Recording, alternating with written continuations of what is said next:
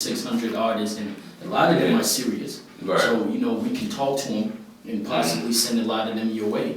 Yeah. Send them my way, because God's grind is for everybody. Right. It's like, if you just start rapping yesterday, come on, let's work. You know what I'm saying? Right. And the actual plan is to have 16 buildings, actual buildings for the franchise, Well, right? You got one in Kansas right now. I'll tell you that. Yeah, let's do it. Let's You got one right here. This could be actually my 5th one. I got 4 right now. Okay. But these are buildings right now that I actually built from the ground up myself. Right. And the 3rd one that I'm talking about is actually in progress. This is a $2 million building. Okay. 6 stories. It's gonna be 60 feet, over 10,000 square foot. Where is it located? In Shreveport, Louisiana. Okay. And it's prime real estate. It's probably like walking distance, maybe 2 minutes from the biggest casino in Shreveport, and it's right on I-20, which is the biggest interstate passing through Shreveport.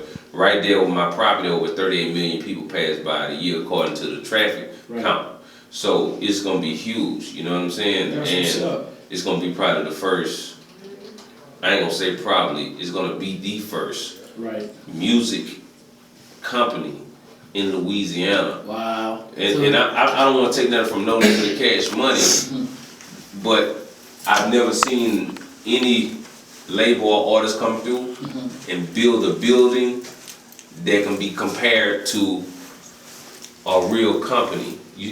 See, they might rent out office space. Right. That's something different. I'm building something like a Walmart.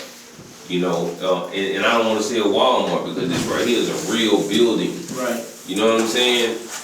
If you can imagine something downtown with multiple stories, and it's just for the music business, and it's for independent artists, the door's gonna be wide open. So it's gonna be like Walmart. Like you can just walk in with your music and say, "Hey, we want to work." It's not gonna be like you going to Def Jam, which they rent an office space.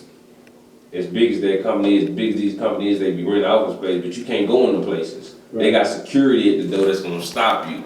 If you're not invited, you're not coming in. This different right here. We're gonna be like a real office where the doors just open constantly 24 hours. Come on in, let's get to work. That's what's up. That's crazy. I'm gonna be over there. I'm definitely coming. Yeah, you're definitely gonna be invited. We might turn this into the 5th Guys Grind. You're gonna have to come through for training. Wow, that sounds kind of like how Tech 9 got this strange lane. Something like that. Yeah. That's tight, man. Definitely.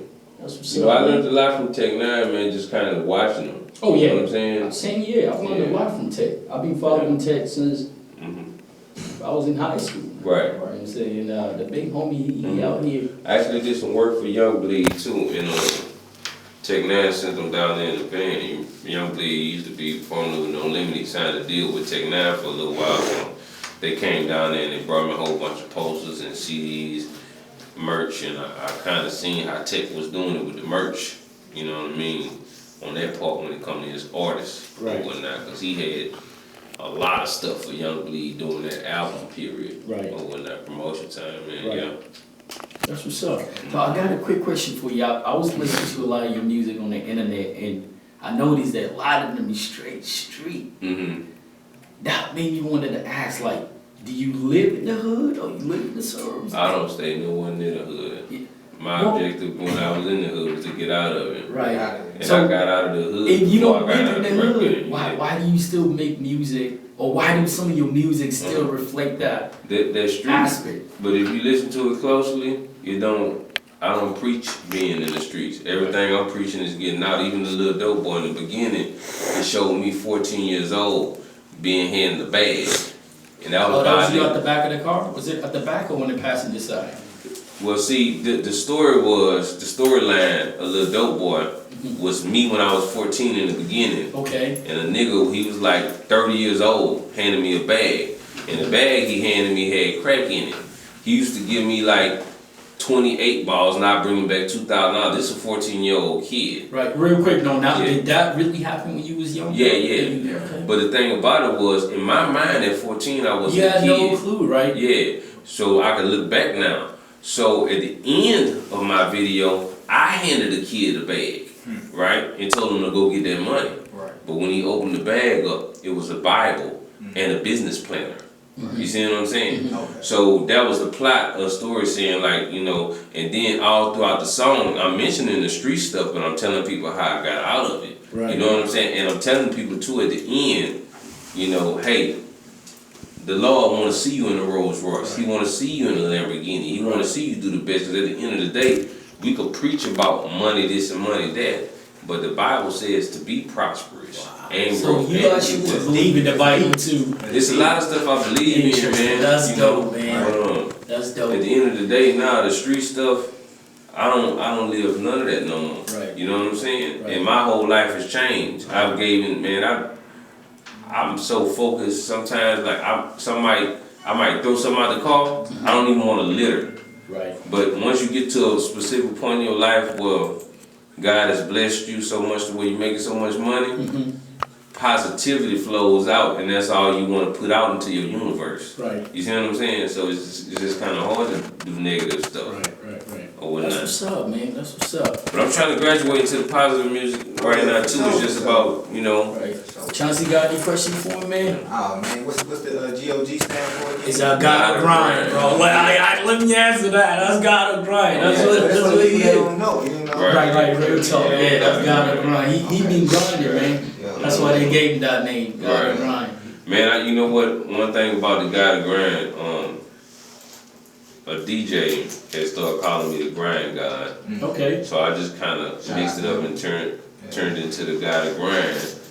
But one thing I tell everybody, you know, artists, they have a competition thing, and I'm kind of like, I work so hard, I don't want the lane of being the best artist, musically wise, because the best artists, musically wise, a lot of times be the ones with no money or the ones who complain about the people who had them under the label and saying you fucked me out of the money, and, you know, stuff like that. We see that going on with some huge artists right now complaining about money that another CEO might owe them or something. In my mind, I say, hey man, I'm like Jim Jones. You don't get what you're supposed to get, you get what you negotiate. And as a man, when you sit behind that black and white paper, I don't care who this is, you're not supposed to trust them. You're supposed to say, hey, let me look over the paperwork, let me read it, and we're going to get the business clear. You see what I'm saying? Right. But just always understand what you're doing before you get into it. You know what I'm saying? Because some people in the world right now would pray for that predicament, even though somebody might own money, but they wish they had that predicament. Then you got to think about this too. Where would you be without the mastermind? Right. You know what I'm saying? Not even speaking on no names, but I see that happen so many times.